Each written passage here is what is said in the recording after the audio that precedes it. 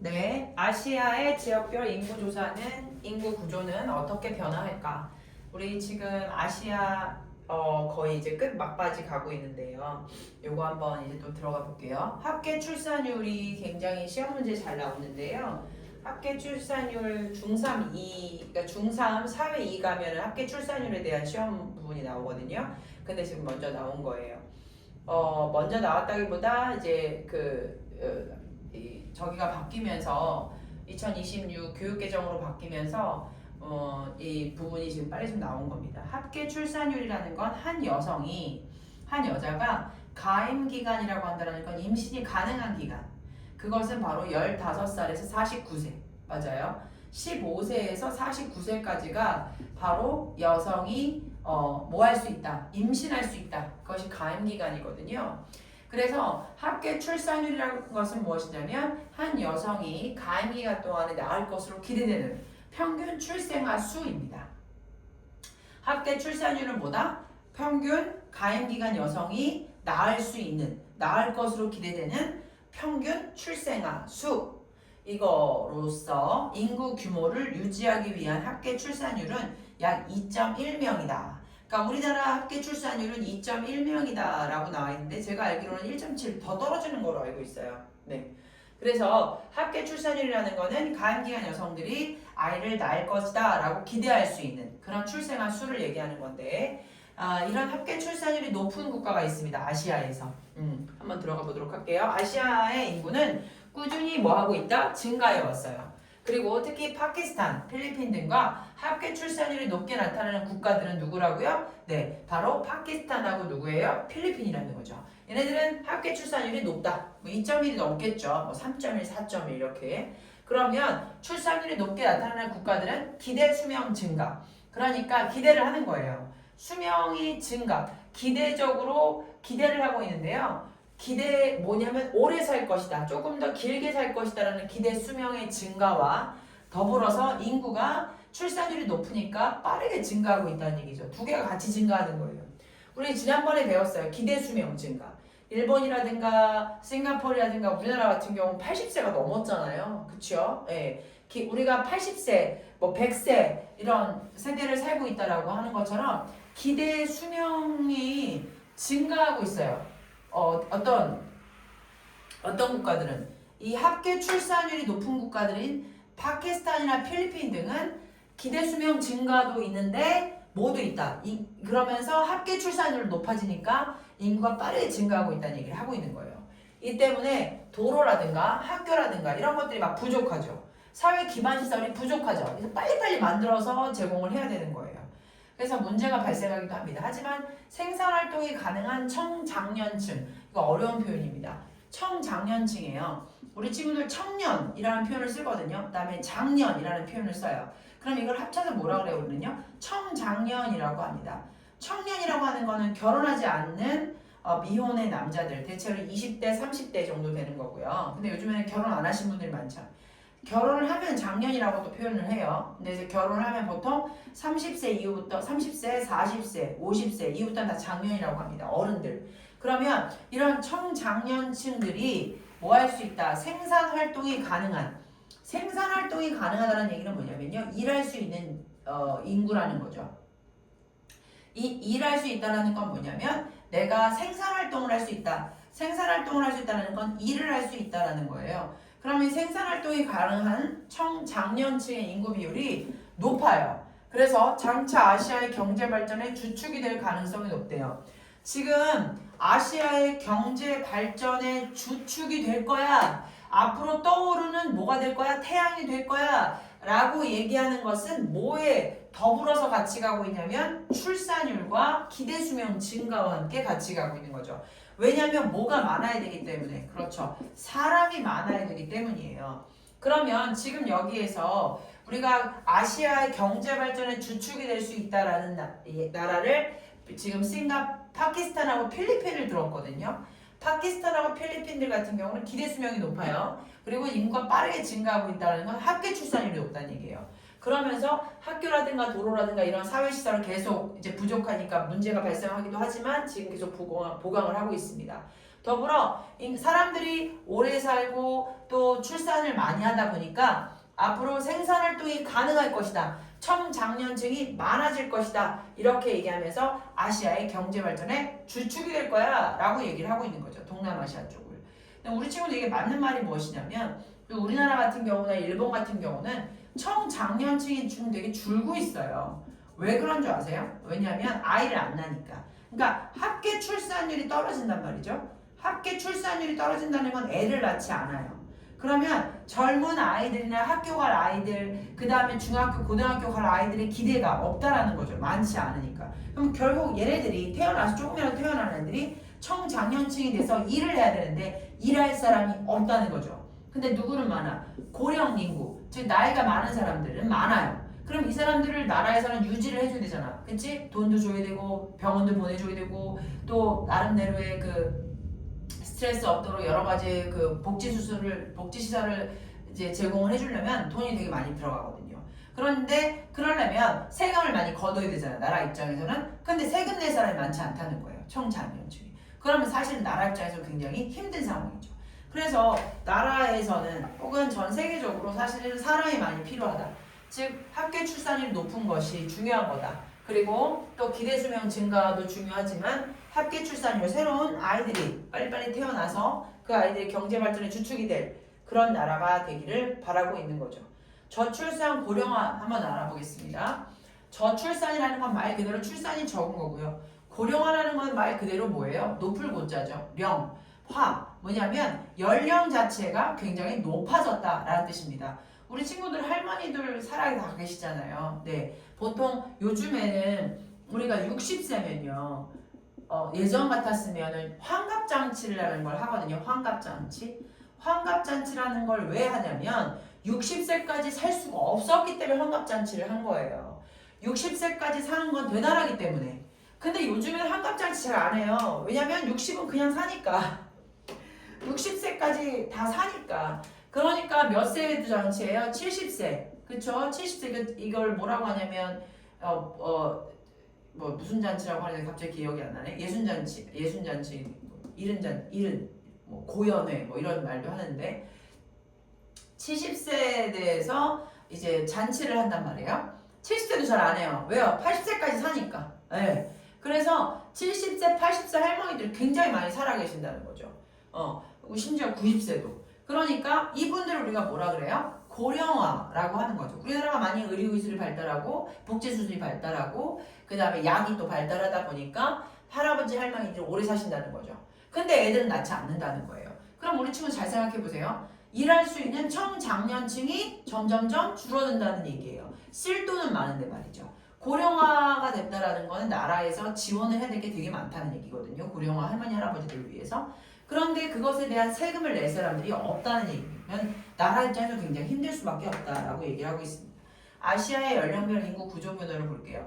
65세 이상, 그렇죠? 이거는 15세, 64세는 청장년층이라고도 볼 수 있지만 보통 일할 수 있는 사람들, 그렇죠? 그 다음에 0에서 14세는 이제 어린이들 아니면 청소년 친구들 이렇게 볼 수 있어요. 그러면 이 친구들이 지금 점점점 줄고 있다는 걸 볼 수가 있는 거죠. 그리고 일할 수 있는 사람들도 지금 뭐예요? 55.4, 67.2, 60.1 점점 요 때는 늘었어요. 그쵸? 하지만 지금 어때요? 네, 다시 줄고 있다는 거죠. 뭐가 늘었어요? 그 대신에 네, 고령화가 늘었다. 나이 드신 분이 늘었다 이렇게 얘기할 수가 있어요. 아시아의 여러 국가는 인구 구조의 변화를 겪고 있어요. 인구 구조의 변화 이렇게요. 특히 대한민국, 일본 등은 경제 발전이 되게 높은 아시아 국가입니다. 이런 아시아 경제 발전이 높은 국가는요, 우선 결혼과 자녀에 대한 가치관의 변화가 생겼어요. 결혼을 안 하는 경우도 되게 많고, 결혼을 늦게 하거나 자녀를 안 낳는 딩크족들이 굉장히 많습니다. 또한 고용 환경의 변화 등으로 태어나는 아이의 수가 굉장히 줄어드는 저출산이 나타나고 있다. 대한민국이나 일본 등은 경제 발전이 높은 국가인데 지금 이 여러 가지의 가치관의 변화나 고용 환경의 변화를 해서 저출산이 이루어지고 있고, 이들 국가에서는 인구 증가율이 감소하는 경우예요. 인구가 감소하고 있다는 건 청장년층이 없어진다는 얘기. 그러니까 일할 수 있는 비율이 점점점 줄을 것이 기대가 되는 거잖아요. 그래서 전체 인구의 65세 이상의 노인 인구가 차지하는 비율이 훨씬 더 높다라는 거죠. 다시 얘기하자면 아시아에서 지금 높은 경제발전 수준을 갖고 있는 아시아 국가에서 대표적인 대한민국, 일본이 저출산과 고령화를 겪고 있다. 고령화라는 것은 무엇이냐면 전체 인구에서 65세 이상의 노인 인구를 고령화다. 그러면 65세의 노인 인구가 몇 퍼센트냐라고 해서 몇 퍼센트가 되면 그건 고령화라고 말할 수 있는 거죠. 저출산이라는 건 말 그대로 출산을 많이 안 하는 거. 고령화라는 건 인구의 65%, 65세 이상의 인구 비율이 차지하는 비율로 고령화를 나타내고 있다. 중요한 게 고령화가 왜 고령화냐면 할아버지 할머니 많아서 고령화가 아니라 전체 인구에서 65세 이상의 노인 인구가 65세 이상의 인구가 지금 9.6에서 24.4로 옮겼잖아요. 그렇죠? 그러니까 이게 제가 알기로는 20%인가 19%부터인가가 되면 고령화가 있어요. 초고령화, 뭐 고령화 1단계 이렇게 돼 있거든요. 그거는 이제 말씀을 또 드릴게요. 이에 따라서 노동력이 부족하죠. 왜냐면 일할 사람이 없다는 거예요. 할머니, 할아버지들만 있기 때문에. 그래서 노동력이 부족하고요. 경제 성장률이 둔화해요. 왜요? 일할 사람이 없기 때문이에요. 노인 부양을 해야 되죠? 그러면 세대 간에 갈등이 생기는 거예요. 왜냐면 자기네들도 밥 먹고 살기 힘든 상황에서 할머니, 할아버지나 고령, 부모님들을 뭐 해야 되니까 그죠? 부양을 해야 되니까 안 할 수는 없잖아요. 또. 그러니까 아기를 안 낳게 되는 거죠. 그래서 노인 부양을 둘러싼 세대 간의 갈등의 문제가 발생하고 있다.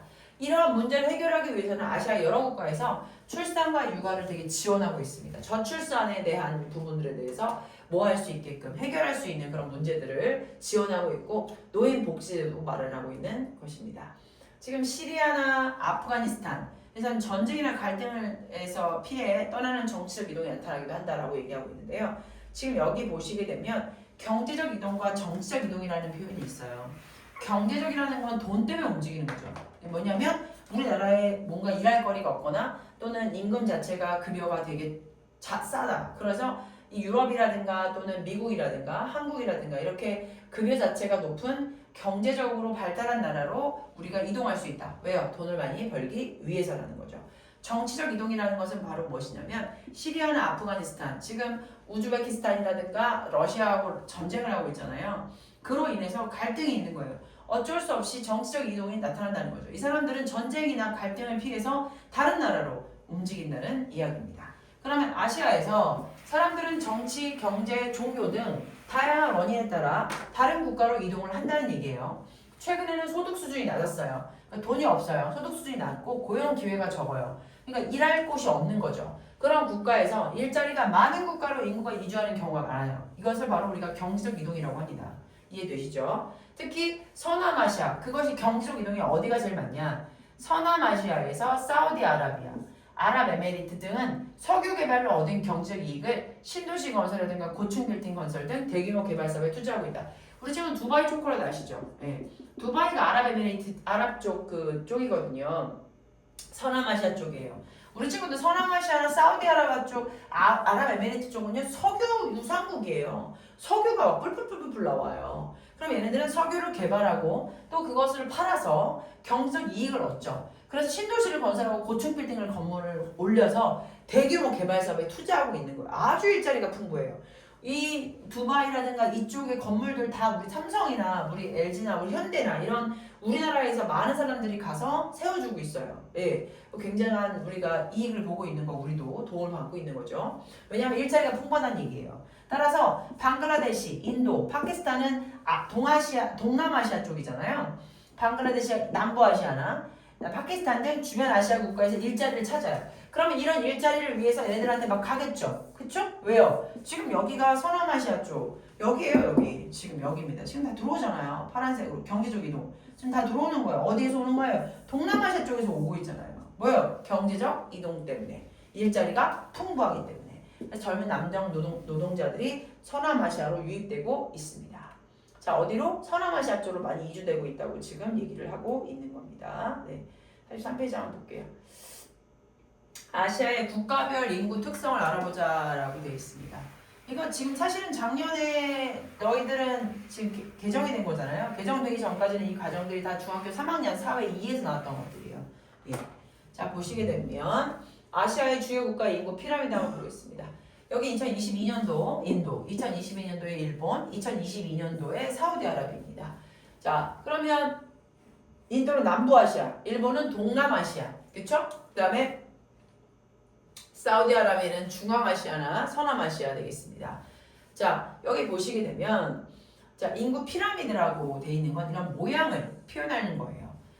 지금 밑에 보시게 되면은 이 밑에 그 X축 그래프고 Y 그래프가 있는데 지금 여기 직선 가운데 이렇게 있는 거 이렇게 있죠? 여기 부분은 나이로 돼 있어요. 그렇죠? 나이예요. 그다음에 가로는 바로 뭐냐면 이거는 이제 나이고 여기는 이제 퍼센티지로 되어 있습니다. 지금 여기 보시게 되면 여기가 이제 여자, 그렇죠? 여기 남자 이렇게 되어 있는 것 같습니다. 그렇죠? 보라색이 여성이네요. 여기 여성이고 남성이에요. 그렇죠? 남. 잘 보세요. 잘 보세요. 지금 여기 사우디아라비아 같은 경우는 몇 살이 일할 수 있는 나이들이네요. 64세 이하, 즉 60세 이하. 그렇죠? 몇 세 이상, 25세 이상. 거기에 대한 어떤 남자들이 굉장히 많이 포진되어 있습니다. 그렇죠? 지금 일하는 사람들이 많다라는 걸 알 수가 있는 거죠. 그러면 상대적으로 80, 70세나 60세 이상의 노인들이 별로 없어요. 그렇죠? 자, 일본 한번 볼까요? 일본하고 일본 한번 보시면 상대적으로 65세 이상의 인구 비율이 굉장히 높습니다. 맞죠? 네. 이거를 우리가 뭐라고 합니까? 고령화라고 말할 수 있죠. 일본이나 한국이 이렇습니다. 그 대신에 지금 유소년층이 여기 부분이 굉장히 작습니다. 그렇죠? 이 사우디아라비아보다 없고 여기보다 그렇죠? 인도보다 없죠. 그러니 일본은 저출산 고령화에 전형적이다라고 말할 수 있는 겁니다. 심지어 이제 이쪽은 여자 비율보다는 남자 비율이 좀 많다라고 생각할 수 있으니 이제 여자보다는 남자들이 태어나는 걸 좋아하는 거죠. 그래서 남아 선호 사상이라고 생각할 수도 있는 거고요. 그다음에 지금 인도 같은 경우는 전형적으로 우리가 이제 막 선진국은 아니고 개발도상국이라고 해서 막 이제 개발하려고 나라가 발전하려고 하는 그런 모습들. 우리나라의 70년대, 80년대 정도 된다고 생각하시면 될 것 같습니다. 여기 보시게 되면 아이들은 늘어나요. 그렇죠? 유소년층은 늘어나고 있습니다. 게다가 청장년층도 여기 굉장히 퉁퉁하죠. 그렇죠? 일할 수 있는 사람이 많다는 얘기입니다. 일할 수 있는 게 바로 19세 이상부터 40세 정도가 많아지는 거고요. 점점 60세부터는 지금 사람이 거의 떨어지죠. 고령화는 아니에요. 그렇죠? 하지만 일할 수 있는 사람이 아직은 많다라고 말할 수 있습니다. 그래서 여기는 개발도상국 정도, 여기는 선진국. 그렇죠? 그다음에 여기는 특이하게 사우디아라비아 같은 경우는 일할 수 있는 그 청장년층의 노동력 인구가 많다라고 말할 수 있습니다. 지역별의 특성이에요. 석유 유산국이었기 때문에. 그럼 이거 한번 보고 한번 가보도록 할게요. 각 국가 인구 특징을 나타내는 생활 모습을 한번 보겠습니다.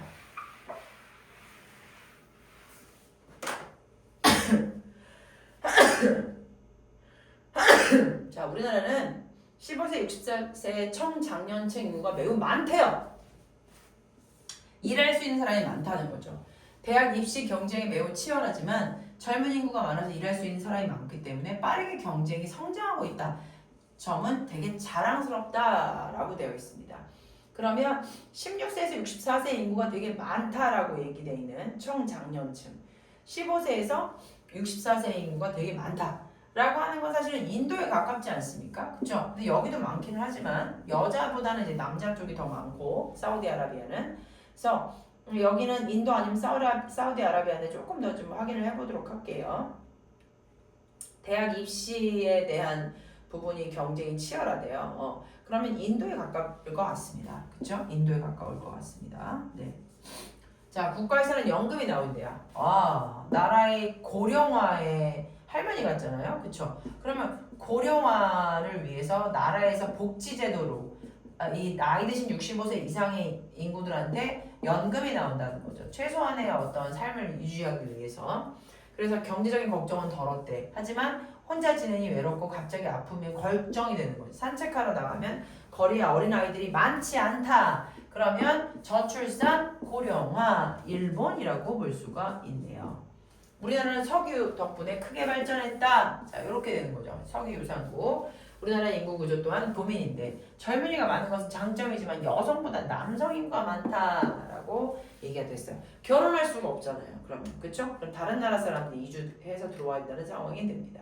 그래서 우리 친구들은 다 이렇게 쓰실 수 있으실 것 같습니다.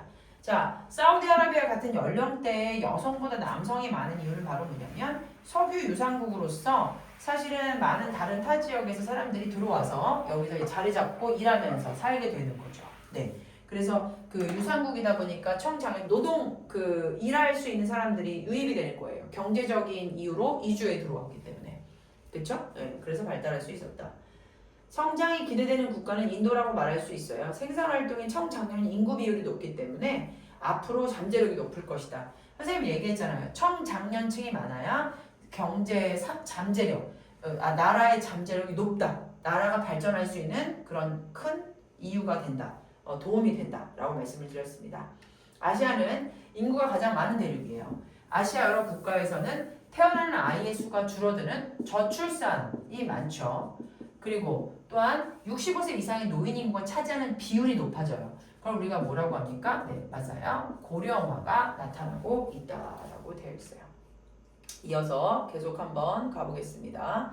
지금 아시아 산업 특징과 변화인데요. 천연 자원 생산이다 이렇게 나와 있습니다.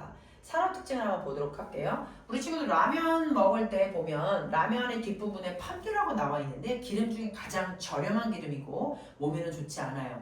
팜유는 기름 야자의 열매에서 뽑아내는 기름으로 전 세계 생산량의 84%가 동남아시아, 즉 인도네시아, 말레이시아에 생산되고 있다. 기름의 종류라고 말할 수 있고요.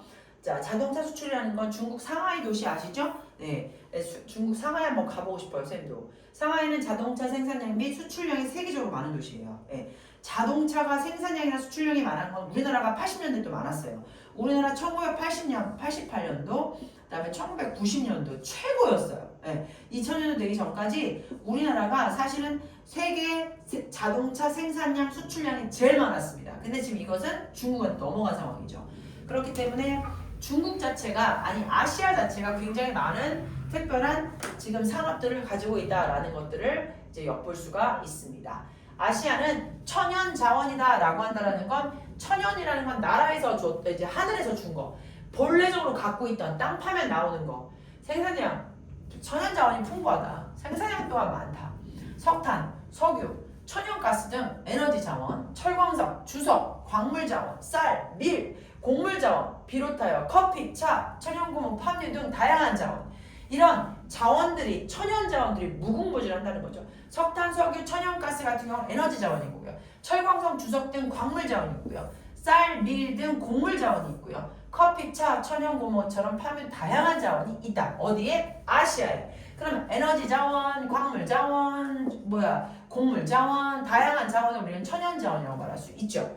아시아에서는 이렇게 생산되고 있는데 특히 사우디아라비아, 아랍에미레이트 등 포함한 서남아시아 일대 국가들은 풍부한 석유와 천연가스를 전 세계 수출해서 경제성장을 이뤘다. 그래서 거기 사우디아라비아 쪽 보면 남자들이 되게 많잖아요. 그쵸? 왜냐면 여기서 일할 사람들이 많이 필요하기 때문에 그렇게 이주해서 와서 사람이 많아진 겁니다. 이렇게 석유와 천연가스를 전 세계 수출하고 있다는 얘기를 하고 있습니다. 전체적으로 아시아에서는 천연자원이 많다. 천연자원 종류 얘기해줬고요. 특히 석유 부분에서는 천연가스를 많이 갖고 있는 서남아시아 쪽에서의 어떤 우월성을 얘기하고 있습니다. 네, 많이 수출하고 있다고 얘기하고 있는 거죠. 제조업이라고 한다는 건 우리 지금 되게 중요한 게 뭐냐면 종이를 가지거나 어떤 물건을 가지고 어떤 뭔가를 만든다는 얘기입니다.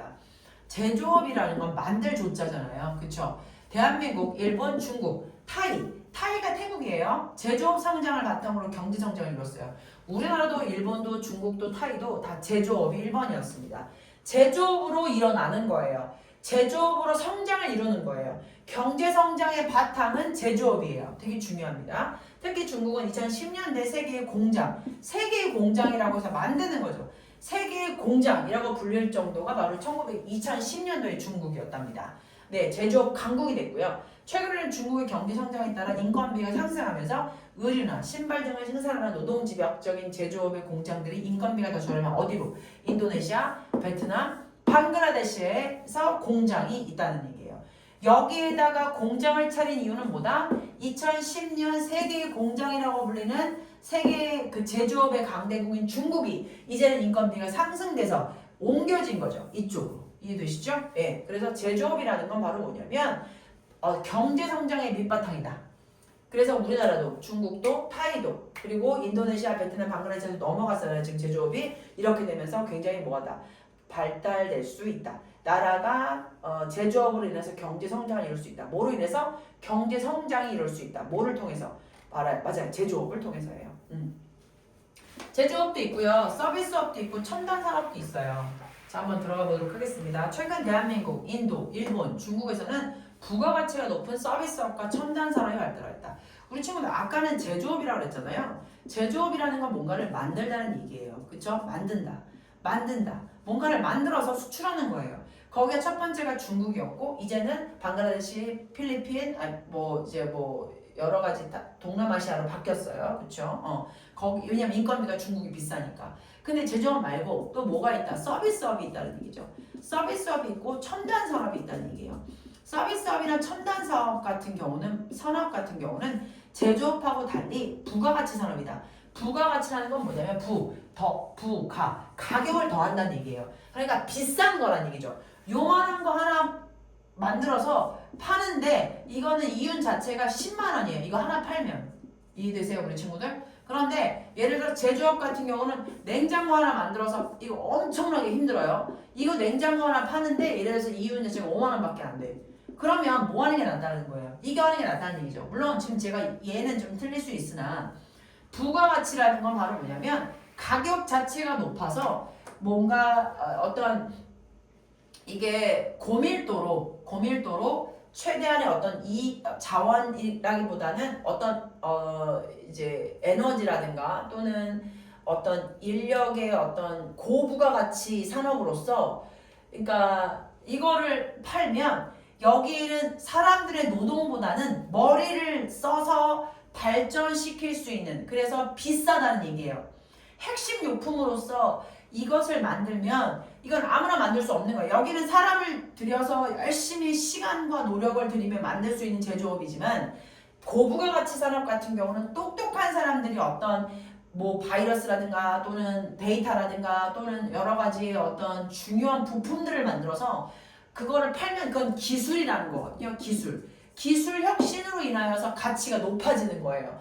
그래서 비싸다는 거죠. 작은 거 하나 만들어서 비싸게 파니까 이게 훨씬 낫다 이렇게 되는 거죠. 그런 것들이 서비스업이나 첨단 산업이라고 볼 수 있어요. 뭐 설명을 드리면 그런 겁니다. 비슷하게. 그래서 부가가치 산업이라는 거 또 서비스업이라는 거는 뭐냐면 우리 친구들 그거 아세요? 뭐 예를 들어서 뭐 아주 멋있는 호텔이 있어요. 호텔에서 예를 들어서 빙수를 하나 파는데 빙수가 한 그릇에 13만 원이에요. 여기는 굉장히 제공이 되는 아주 되게 브릭스가 높은 뭐 멜론이라든가 아주 맛있는 과일이라든가 이런 것들이 들어간대요. 이 빙수에는. 근데 이거를 먹으려고 사람들이 줄을 서요. 우리 친구들. 그러면 물건을 만드는 것보다 이게 낫다는 얘기죠. 그런 식으로 인해서 서비스업이나 첨단 산업이 발달을 하여서 서남아시아 일부 국가도 석유 자본을 바탕으로 첨단 산업과 관광 산업 육성에 힘쓰고 있다는 얘기예요. 왜냐면 이게 더 비싸게 이익을 남길 수가 있다. 비싼 물품을 팔아서 혹은 비싼 서비스업을 팔아서 비싼 부가가치의 어떤 여러 가지 기술력을 팔아서 이런 얘기가 되는 거죠. 그래서 제조업도 있고 서비스업도 있고 첨단 산업도 있다라고 말할 수 있습니다. 좀 이해가 되는지 모르겠습니다. 자, 우리 친구들 이해가 안 되면 또 얘기를 해주시고요. 산업 발전을 위한 아시아 여러 국가의 노력입니다. 중국 정부는 인공지능 AI 비싼 거예요. 기술이에요 이게. 비싸다는 얘기가 뭐냐면 굉장히 가치가 높은 기술력이라는 거죠. AI 아시잖아요. 또 로봇공학, 항공, 우주산업, 반도체 비싼 산업이에요. 반도체 산업도요. 작은 거 하나 가지고 굉장한 부가가치를 여러 가지의 비싼 거 우리 친구들 휴대폰 하나 판매를 하면요 엄청난 기술력이 들어가고요. 또 이 휴대폰의 이익이 그러니까 이게 부가가치가 높은 물품이거든요. 휴대폰을 10대 팔면 예를 들어서 100만 원의 이익을 받을 수 있는 것을 이해되세요? 그런데 신발을 10개 팔면 10켤레를 팔면 얼마? 예를 들어서 뭐 20만 원의 가치를 20만 원의 수익을 얻는다고 그러시면 뭐 하고 싶으세요? 이거 하고 싶은 거잖아요. 이게 바로 뭐냐면 기술력이라는 고부가가치 산업. 네, 이렇게 말할 수 있습니다. 그래서 중국 정부도 이런 투자에 뛰어든 거죠. 그래서 첨단 산업이라는 거예요. 그게 투자와 정책적 자원을 아끼지 않고 있다라고 얘기를 하고 있습니다. 인도에서는 영어를 사용하는 사람들이 많아요. 인도에 영어 되게 많이 하러 또 공부도 하러 가고 보통 영어 학원 선생님들 보시면 인도에서 많이 오는 사람들 되게 많아요. 외국 선생님들.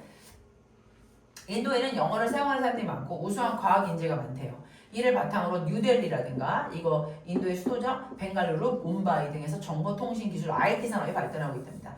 지금 인도에서 IT 산업이 발달한 건 뭐냐면 영어를 사용하는 사람이 많으니까 과학 인재들이 많으니까 외국과 같이 소통할 수가 있어서 발달할 수가 있다는 얘기를 하고 있는 거예요.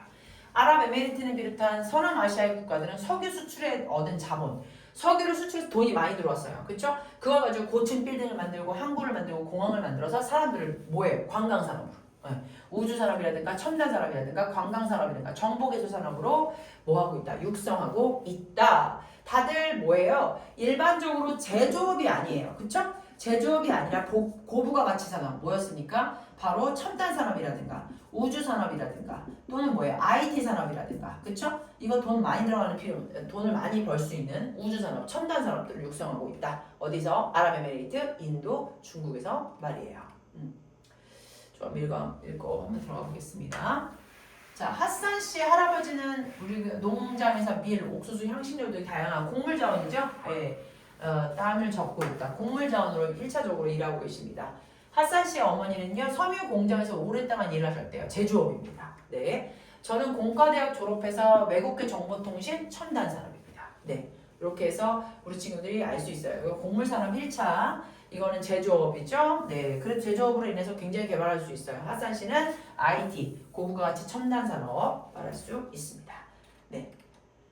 자, 한번 몇 가지 가면 끝이니까 끝까지 가볼게요. 마지막 부분입니다. 아시아의 산업 변화가 우리나라에 미치는 영향 한번 가보도록 하겠습니다. 자유무역 협정 FTA라고 해서 국가 간의 어떤 물건이나 서비스 이동을 자유롭게 하기 위해서 세금이나 법, 제도 등의 무역 장벽을 줄이거나 없애기로 한 약속이에요.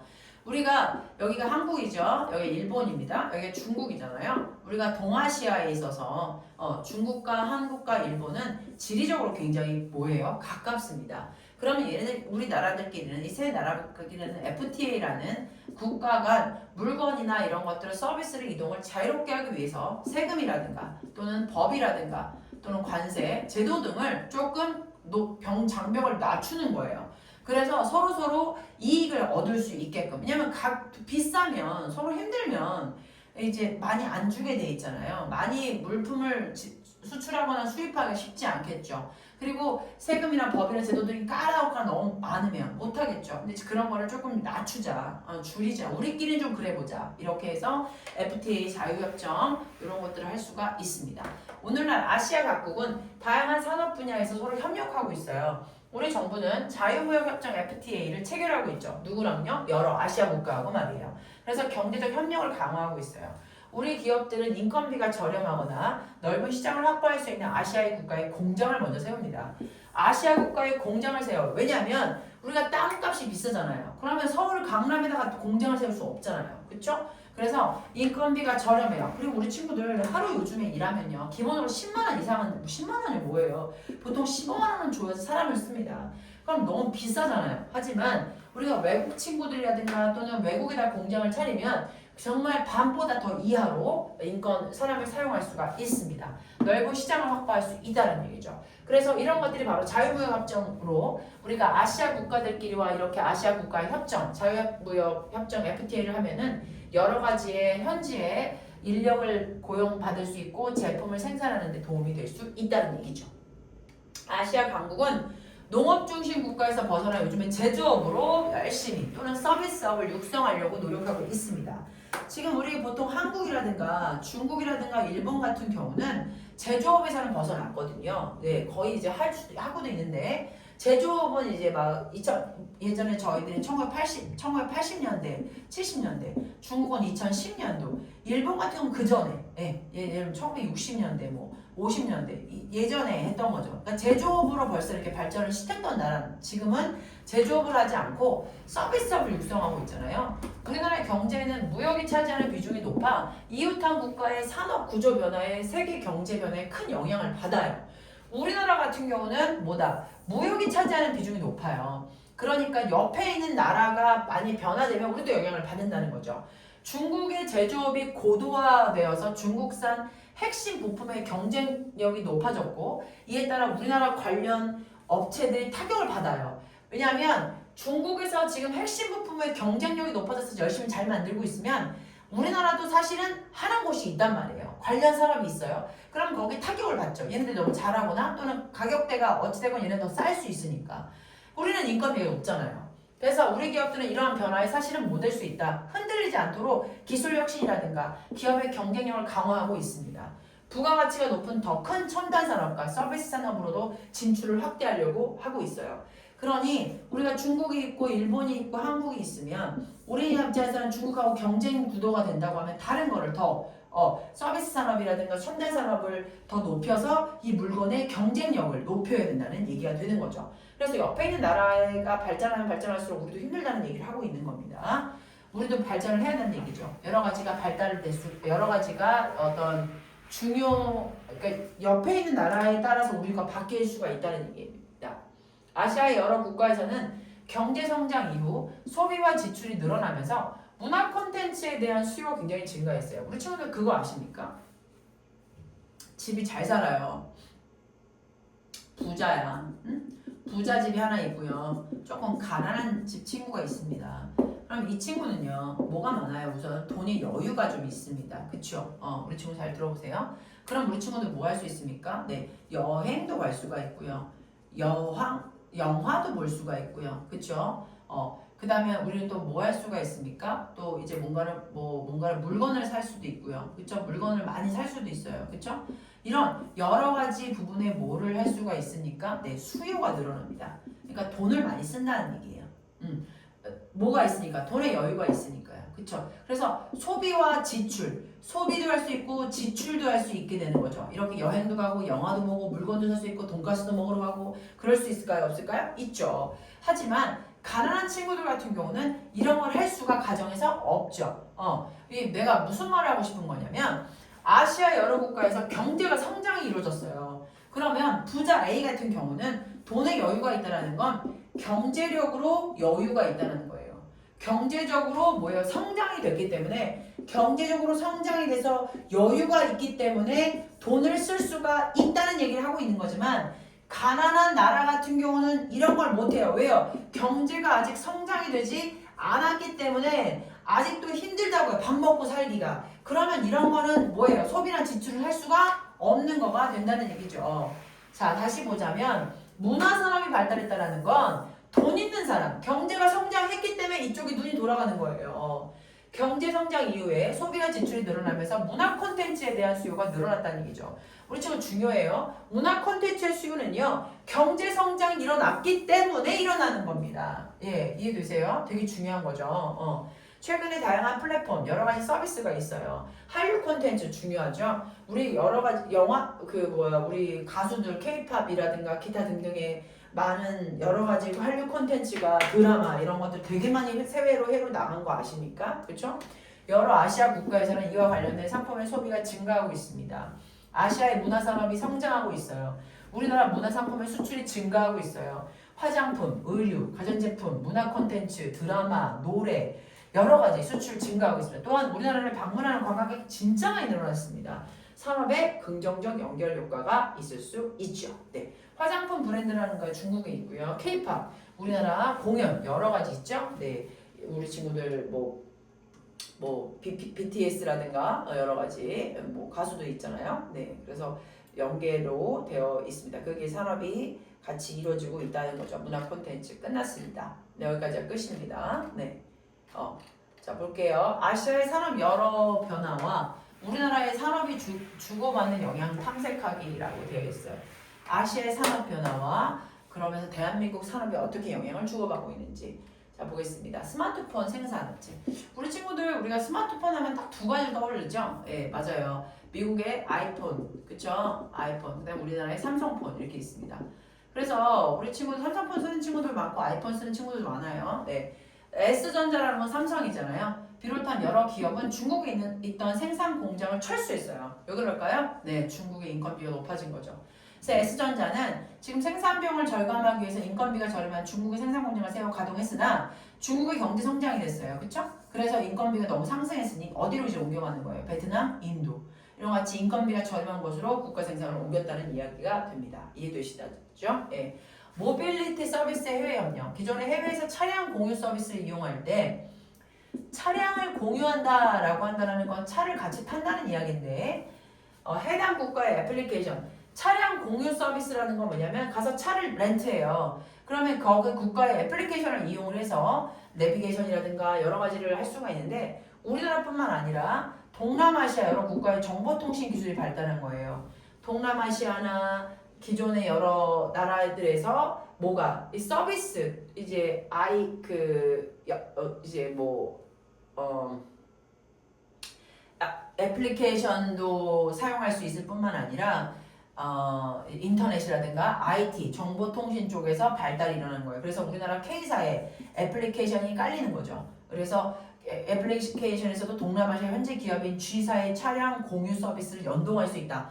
무슨 말이냐면 우리나라에서 만든 어플리케이션이 동남아시아에서 만들어진 차와 연결해서 어플리케이션을 공유할 수 있다는 건 그 정도로 얘네들이 뭐가 이루어졌다는 얘기입니까? 맞아요. 정보통신 서비스가 동남아시아에서도 많이 이루어졌다는 걸 알 수가 있는 겁니다. 세계 최대 팜유 수출국인 인도네시아 오늘 28일부터 팜유 수출을 중단한대요. 그럼 우리 친구들 라면이라든가 과자라든가 다 팜유를 끓이거든요. 되게 싸기 때문에 이게 기름이 2021년도 기준 우리나라에서는 수입하는 팜유 중률 56.4% 인도네시아산인데 우리나라에서는 라면 등의 가공식품 생산에 팜유를 사용하는데 가공식품이 굉장히 상승했습니다. 왜냐하면 팜유 수출을 전면 중단했기 때문에 우리가 이렇게 저렴하게 인도네시아에서 가져올 수가 없게 된 거예요. 다른 나라에서 갖고 오게 되면 가격대가 올라가거나 비싸게 되는 거죠. 그래서 우리 친구는 못 느꼈나요? 라면값 엄청 올랐잖아요. 과자 값도 많이 올랐지만 이거는 여러 아시아의 산업 구조가 우리나라한테 주는 영향과 이런 부분들이 있다고 말할 수 있습니다. 동남아시아의 기술 발달이 우리나라 기업 서비스를 동남아시아에서 이용할 수 있다는 건 연동할 수 있었던 부분이 두 번째 거, 그렇죠? 그래서 이거는 그렇죠. 나라고 말할 수 있는 거고요. 수입에 의존하는 상품은 수입량이나 가격 변화는 우리나라의 산업이나 경제에 영향을 미칠 수가 있는 거죠. 수입에 의존하는 상품의 수입량이나 가격 변화는 우리나라의 산업이나 경제에 영향을 미칠 수 있고 현지 국가의 경제 상황이나 인건비가 변화하면 이거는 간가요? 그것에 있던 우리나라 기업의 생산 공장이 철수하기도 하죠. 그 다음에 수입에 의존하죠. 팜유, 그렇죠? 그래서 다 그렇게 되겠습니다.